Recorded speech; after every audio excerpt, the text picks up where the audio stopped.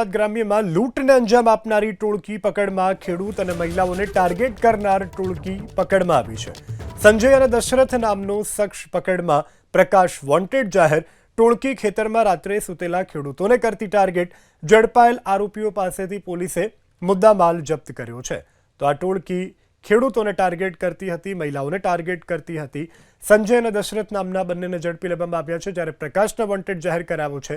ટોળકી ખેતરમાં રાત્રે સૂતેલા ખેડૂતોને ટાર્ગેટ કરતી।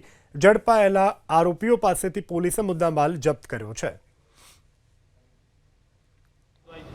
छः गामडाओं छः लूंटना बनाव बन्या था और आ लूंट में जे खरेखर जे एल्डरली लोग जे खेतर में सूता हो या जे गाम ने थोड़ो जुदो कोई एनो मकान हो ए मकान में सूता हो एना या तो कान कापीने या पछी झूंटीने जे बूटी अने एनी काननी जे बूटी थी आ लई जता था और जे कोई जागी गया हो तो एने थोड़े एने साथे माथाकूट पण जे मारामारी पण करता था और टोटल ए 6 बनाव में 7 लाख ने आसपासनो मुद्दामाल हतो।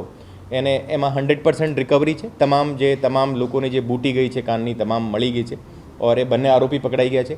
એનો એક સે આરોપી છે એ અત્યારે વોન્ટેડ છે और એને પાછળ એક ટીમ લાગેલી છે।